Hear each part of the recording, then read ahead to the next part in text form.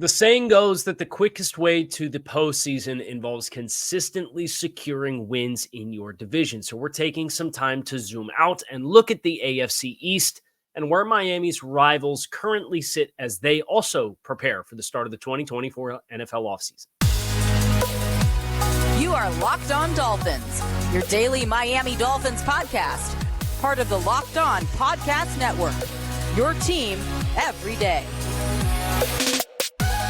All right, Miami. Welcome to another episode of Locked On Dolphins. It's your team every day here on the Locked On Network. I'm your host, Cal Krabs, a lifelong Miami Dolphins fan, host of Locked On Dolphins, co-host of Locked On NFL Scouting.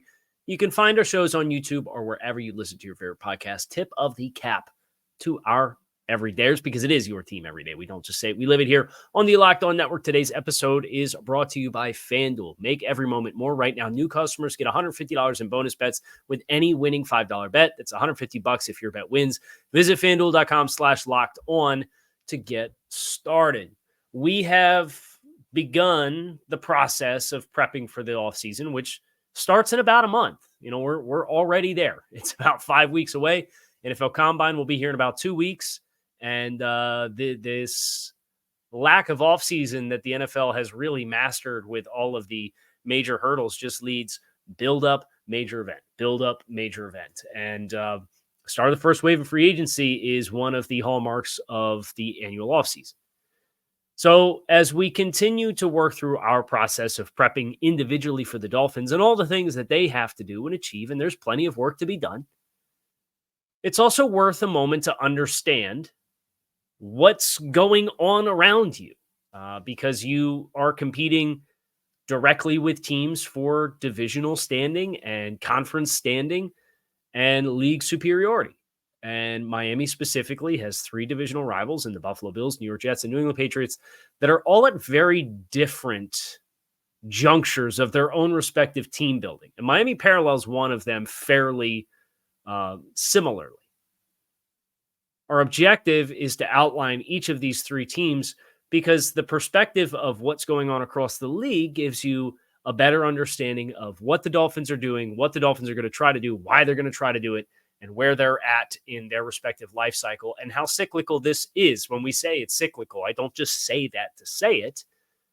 It really is, unless you're the Kansas City Chiefs with Patrick Mahomes or Tom Brady and the New England Patriots. There's a build-up and a cycle. And the teams in the AFC East are at very different points of their respective life cycles. The Buffalo Bills are the team we're going to start with. It's a team that won 11 games. They played in the divisional round of the AFC Conference playoffs, losing to Kansas City as the 2 seed. They finished the season with the same amount of wins as the Miami Dolphins. The big elephant in the room here is this is the puzzle the Dolphins have to solve. Because this has been the blockade from the Dolphins being one of the top 5 or 6 teams from a record perspective over the last 3 NFL seasons, last 4 NFL seasons. Really, the difference between Miami being where they are as a top 10 team from a win-loss perspective to a top 5 team from a win-loss perspective is the lopsided outcomes against this team from Western New York. So, what I've done is I've used over the cap, and you study the contracts and the salaries and the distributions and all that stuff. The point is I want to outline where the Bills are at, and then we're going to outline where the Jets are at, and then we're going to outline where the Patriots are at. Buffalo, like Miami, is currently $51 million over the projected salary cap for the start of the league year in about a month. So Buffalo, like Miami, has a lot of work to do. Now, they have some levers to pull, but there's some complicated dynamics with some of their levers. There's some different ways that their money's tied up. There's some contracts that I think are uglier than anything that the Dolphins have on the books. So here's kind of the pathway for Buffalo to get cap compliant and where it ultimately should put them. They could move on from both Von Miller and Tre'Davious White, but those are post-June 1st candidates. So again, you don't see that cap relief until June 2nd. Von Miller, you could cut post-June 1st to save $6.7 million in salary cap space while also incurring a $17 million dead cap in the 2024 season for him to not be on the books and then also have dead cap in 2025. That's a very ungracefully aging contract, considering Von Miller was a healthy scratch at times at the end of the year. So it's Emmanuel Ogbah contract on steroids. It's really what it boils down to. Now, Tre'Davious White, there's a corner. The Dolphins have a corner that's a post-June 1st cut candidate. Tre'Davious White, they could save $10.2 million post-June 1st with $6.2 million in dead cap. But the complex part there is Tre'Davious White's coming off a torn Achilles. Maybe that makes it all that much more simple. I think their best cut candidate for somebody who's under contract is probably Nyheim Hines. They could save over $4.5 million. They have 3 players that are contracts with void money. And I don't know how good the outlook is for the Bills to get any of these players back. And it's about $9 million in cap space. So it's not a small amount. Daquan Jones, who was a really good interior defensive lineman for them. He's on my free agency board for Miami to potentially target if Christian Wilkins walks. The Bills are going to be on the hook for $1.8 million from money paid in the previous contract for him to not be on the team this year. And that's the strategy of void years, and that's the risk you run if the player doesn't get re-signed. Micah Hyde, safety, he's been a long tenured starter there since Sean McDermott and company have got there. He's got a $3.4 million void hit for 2024, and he's contemplating retirement. It sounds like retirement's very much on the table. And then Leonard Floyd, who was a one-year free agent signing by the team. I think he signed for $9 million. $4.37 million in void money this year. So a dead cap hit effectively of $4.37 million. And Leonard Floyd's already come out and said, I'm going to go where the money is. Now, Buffalo has levers in the same way that Miami does, restructures that they can exercise. Josh Allen's contract can save you $23.1 million. That's about half of what they need to get cap compliant. So that's when you go for big quarterback contract and you understand it's going to be a year-over-year thing, you understand this is your guy, you'll always have that lever baked in unless you choose to structure the contract differently from the beginning. That's a different conversation for Tua Tagovailoa for a different day. The point is, almost half the salary cap space Buffalo needs, they can get from exercising a max restructure of Josh Allen's contract, which is a no-brainer. He's going to be there long-term. Stephon Diggs, they could save 13.16. The complicated thing there is Stephon Diggs good? Is Stephon Diggs cool with how quiet things became down the stretch and the new offense? And again, it was last offseason, there was some murmurs about being unhappy with the situation or how the season ended the previous year or whatever. So do you want to restructure a contract if you don't have a lot of confidence that there's long-term stability there? And if they traded Stephon Diggs before June 1st, they would actually lose an additional $3 million against the cap. So you would think logic would dictate we're probably going to restructure Stephon Diggs, and he's going to have to be okay and cool with everything that's going on. Deion Dawkins, they could save about $6 million. Dawson Knox, they could save about $6 million. Rasul Douglas, who they acquired at the trade deadline last year, you could save about $6 million as well. Ed Oliver, who got a new contract last offseason, he's about $4 million. And Connor McGovern, who was a free agent signing for them last year on the interior offensive line, is also about $3 million. Exercising all of this for Buffalo gets them to $16 million in cap space. So not including the Von Miller, Tre'Davious White cuts, because those are post-June 1st. For the first wave of free agency, you got to restructure Josh Allen, Stephon Diggs, Deion Dawkins, Dawson Knox, Rasul Douglas, Ed Oliver, Connor McGovern. That gets you to $16 million. Then on top of that, here are the expiring contracts the Bills have. It's not daunting. The Dolphins, I think, have a more daunting list of expiring contracts, but I also think the Dolphins have more fluidity at this point in time for this first phase of the offseason. Gabriel Davis, a wide receiver, a couple of defensive ends, AJ Epinesa and Shaq Lawson, who are big-time parts of their rotation. Interior defensive lineman Jordan Phillips, Daquan Jones, Poona Ford. So a lot of the teeth of the interior defensive line, other than Ed Oliver, kind of similar to Miami's situation. Leonard Floyd, who we already mentioned, is a void contract. David Edwards, a utility offensive lineman. They signed him last offseason, didn't kind of stick with a landing spot for a starter. And then Micah Hyde. So you're looking at $16 million in operating cap for the first wave of free agency for Buffalo. Davis is probably gone. Daquan Jones is probably a player they'd like to figure out. AJ Epenesa is probably a player they'd like to figure out. David Edwards and Poona Ford I could see being players that they'd like to figure out. But none of those are really big money players at this stage. Now, the Bills could still exercise a few contract extensions in the same way that we've kind of talked about. Miami could do with Jerome Baker, who has a bloated salary cap hit this year, but he also has like a $9 million salary that if you were to restructure or extend his contract, you can convert all of it to a signing bonus, and that could drop by $6-7 million. So like you could cut Jerome Baker's cap hit in half with a contract extension.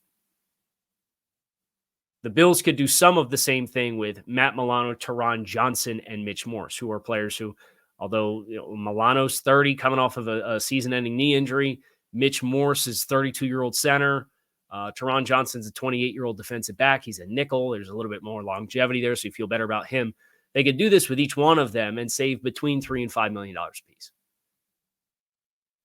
So realistically, I think Buffalo could get to about $25, $28 million for the first wave of free agency if they empty the chamber. Miami can get to more than that.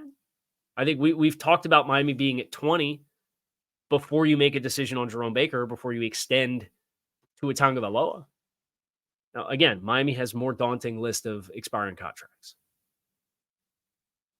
So there's some give and take there. But both of these teams, as win-now teams, high expectations, their life cycles kind of mirror each other as far as their salary cap situations and how they're going to have to manage the cap and how they're going to have to roll in transition and what their ideologies moving forward are going to look like. So it's very interesting when you consider. And then if they did choose to move on from both Von Miller and Tre'Davious White, they could open up an additional $17 million in cap space post June 1st, which is about what the Dolphins could realistically get for Xavier Howard. So I kind of expect these two teams to mirror each other as far as how much money they're over the cap right now, how much cap space that they can open up for the first wave of free agency, and then what that next wave after June 1st realistically can look like. I expect about the same amount of dollars to open up from there. It's what do you do with that and how do you maximize that for both of these teams is going to be really critical for the pecking order in 2024 and potentially 2025. We're going to convert over to the New York Jets next here on Locked on Dolphins, kind of a look at the state of the affairs across the division. That's next here on Locked on Dolphins, so stick with us. DoorDash went all out for the big game on Sunday and DoorDashed stuff from all of the ads to one lucky winner. Cars, snacks, even tax software. And while I am a little disappointed that I wasn't the one that had my doorbell ring with all of that stuff, it is a nice reminder that pulling this off, one heck of a delivery. And DoorDash has you covered as the all-in-one app for all of your everyday needs, from restaurants, groceries, flowers, gifts. So the next time you're running low on dinner ideas, pet supplies, or just time, you can get so much more out of DoorDash than you realize. Delivered. Football season may be over, but we're back in the thick of basketball games, the school year. Let's face it, winter. It's snowing outside my house right now. I don't want to go outside. So if I need something, DoorDash is probably going to get the call.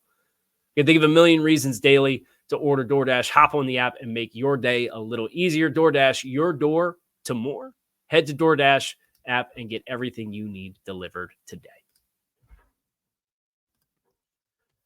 So New York Jets are a team that was supposed to be in a win now window, and they're not, or they weren't last year. I think they're going to position themselves to be highly competitive in free agency, and I've outlined all the things that the Bills or that the Jets can do.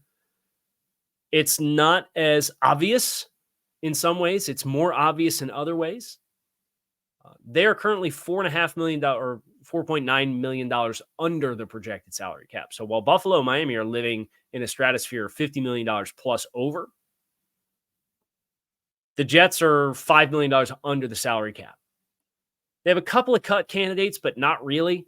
They got kind of a young nucleus of the team. Now the defense has a lot of older pillars, but a lot of guys they've made recent investments into because of how good that unit has been. Couple of tight ends, CJ Uzoma and Tyler Conklin. Each one of those guys about $5 million in savings if they want it. Zach Wilson, we've heard there's going to be a move on there. Can they find a trade partner for him? They can only save money if they trade him because he's due a bonus and a salary that's fully guaranteed. You can find somebody to take Zach Wilson off your hands. You could save about $5.5 million in savings there. That's really their like cut/move on candidates that they have at their disposal. But that's $15 million, almost $16 million. So it's not a small chunk of change if you can do it. And there's nothing there that you feel like was definitive contributors to the team. I know Conklin has been a nice player, but they have another tight end in Jeremy Ruckert, who they drafted. So do they want to continue that transition and free up the cap space for potentially a wide receiver opposite Garrett Wilson or some of the 10 offensive linemen it feels like this team needs? Backup quarterback sounds like they're going to be investing in. Woody Johnson, the owner, came out and said, yeah, we didn't have a backup quarterback last year, which is a pretty interesting shade to cast at the quarterback that you drafted in the top three. But that's neither here nor there. I digress. The Jets actually have more money in voided years than what the Bills do. Carl Lawson, $6.3 million in dead money. It's void dollars for money that's already been paid to him, but they distributed it out across several seasons. So that's off the books. Dwayne Brown, $4.73 million. Jordan Whitehead, $3.3 million. And Quentin Jefferson, an interior defensive lineman, at $1.5 million. So in all, it's about $15 million in dead money for the Jets for expiring contracts that they got to be prepared to take on. So maybe that's part of your offset is if you can move on from Uzoma, Conklin, and Wilson, you can offset all that dead money for the Jets. They have a ton of restructure ability. I don't know how many of them you want to do. DJ Reed saved $7 million at corner. That's probably a no-brainer. Quinnen Williams, you could save $10.6 million with a restructure. He just got a market contract last offseason. That's probably a no-brainer. John Franklin Myers, you could save $9.2 million. CJ Mosley, you could and save 10.5, but that's a 32-year-old linebacker who's got like $17 million salary this year. Do you want to go down that pathway for the Jets? I don't have a good answer. But you could theoretically do it. And he's turned into quite the nice player for them. Laken Tomlinson's the other one who's been okay, but he's a 32-year-old interior offensive lineman. The challenge is he was really the only interior offensive lineman that played for you last year. So it all comes down to the ideology of the Jets. Do you want to kind of toe the line between, well, we got Aaron Rodgers and these $35 million roster bonuses that he's going to be due, and we want to maintain our flexibility through those big money seasons? When Aaron Rodgers retires, it's going to hit him between the eyes. I'll say that because of how they've chosen to do the player bonuses. He effectively gets a roster bonus every year that is already baked in to be like a signing bonus. So he's going to get a $35 million bonus this year, but they're only going to take $7 million of it against the cap. And for the next 5 years, they're going to take $7 million against the cap for the bonus that he gets paid for this year. And if he plays next year, he's going to get another $35 million bonus, and they're only going to take 7 of that. So he's going to get $70 million, and the Jets will have accounted for 7 again if year 2 of the first and year 1 of the first, 21. So they've deferred $50-something million in cap space. And they do that again the third year. So you're looking at like an 8-year window for 3 $35 million roster bonuses.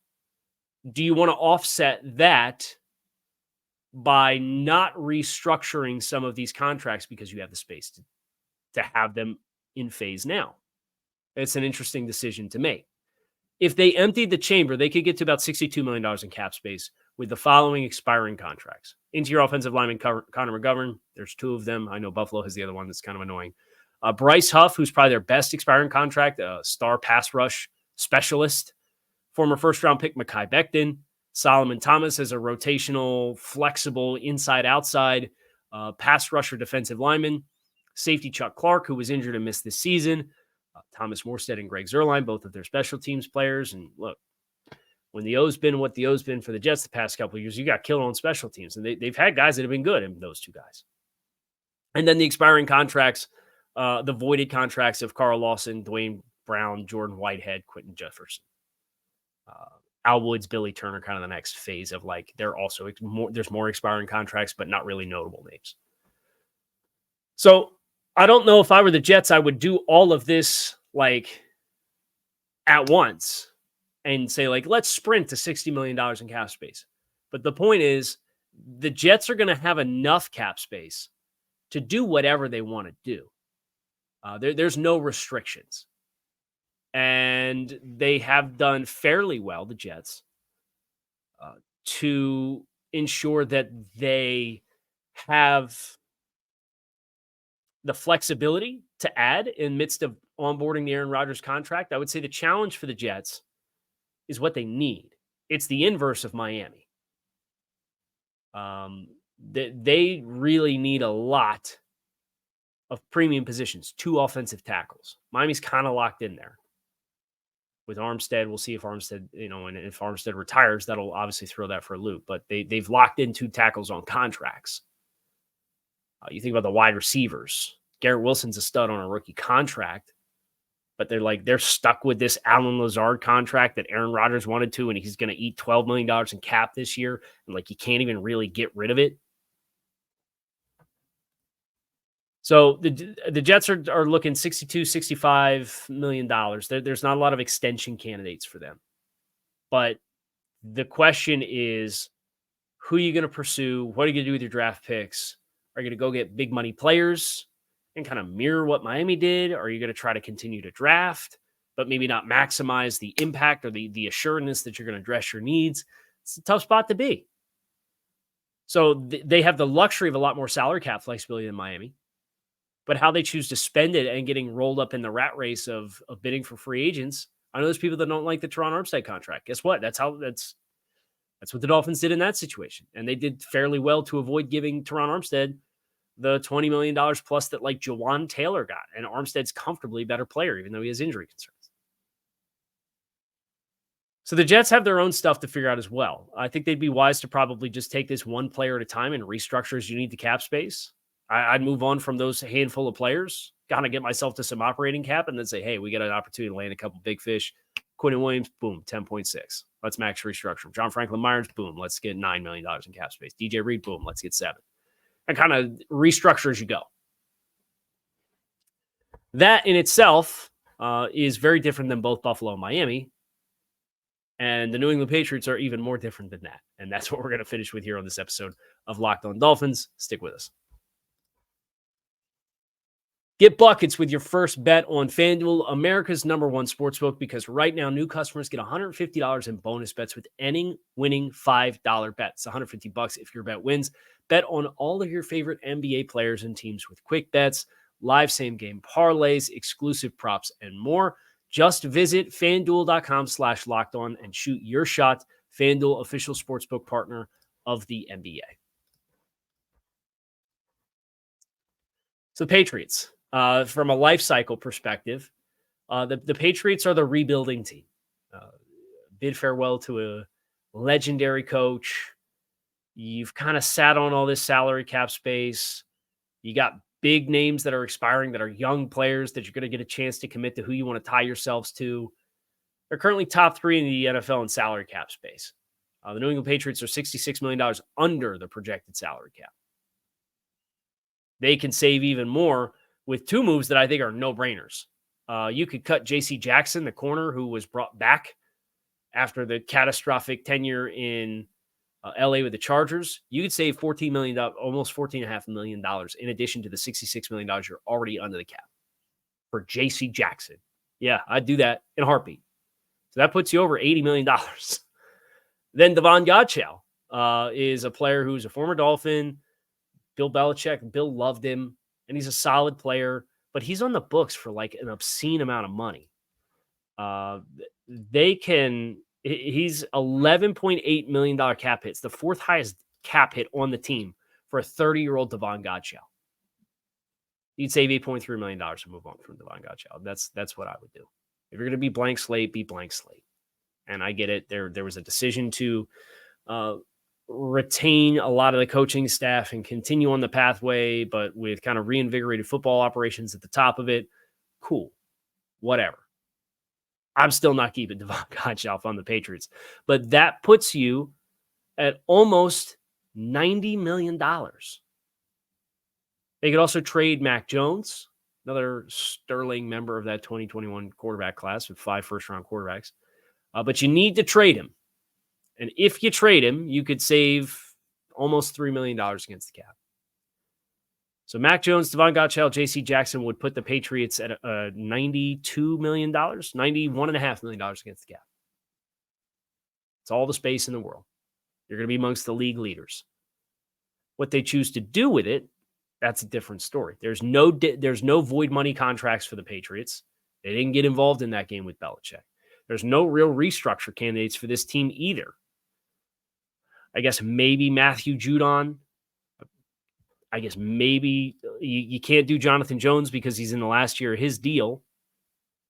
That's really only the tangible player with a big salary.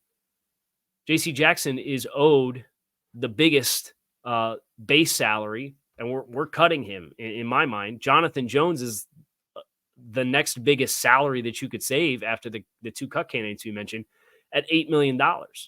And he's in the last year of his deal. So you'd have to extend him the way that we're talking about doing with Jerome Baker to save money there. And I guess you could, but he's a 31-year-old corner, probably ideally suited inside in the nickel. I'm not sure I would touch it because you don't need to, right? They do have significant expiring contracts with Kyle Duggar at safety. He's probably their best defensive player. I know Jabril Peppers had an awesome season for them this past year. Christian Gonzalez, the rookie, had his season ended with injury. Matt Judon's been a stud player, but Duggar and his versatility is outstanding. Michael Onwenu, probably their best offensive lineman. Could play guard, he could play tackle. He's played right tackle, helped stabilize that offensive line after he recovered from an injury that he was dealing with early in the season. Josh Uche is kind of like Bryce Huff from the Jets. He's a star pass rush player, doesn't really get a lot of rundown reps. I think Huff's a little bit more of a complete pass rusher than Uche is, but he's probably going to get a nice bag from somebody. Hunter Henry at tight end, that was a $12 million a year player in free agency when they signed him. Riley Reif signed a 1-year deal to be a bridge right tackle. Didn't really work out. He got banged up. Big surprise there. Mike Gesicki, Ezekiel Elliott, Kendrick Bourne, Matthew Slater, Miles Bryant. Like, there's some meaningful names here for the Pats. And a couple of them, Duggar and Onwenu, potentially Uche, could eat a pretty significant amount, maybe a third of the cap space. And if the Patriots are smart, they'd front load those contracts because you don't have a quarterback. You got to figure out what to do with quarterback. Your wide receivers all struggle with separation. You got a lot of youth on your offensive line. You got a running back in Ramondre Stevenson who didn't live up to his expectations. Like, if the Patriots are smart, they treat this like a rebuilding team. And the way that they set themselves up for 2025, 2026 success is they front load contracts that they give out now.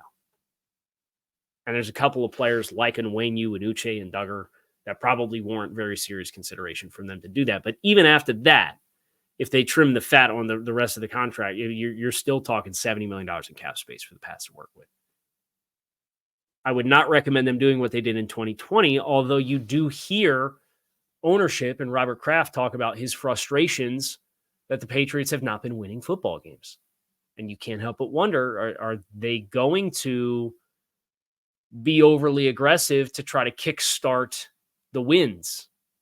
And if they do, okay, this could be a really fun competitive division. They could go out and sign Baker Mayfield or Kirk Cousins and then draft Marvin Harrison Jr. at number 3 overall.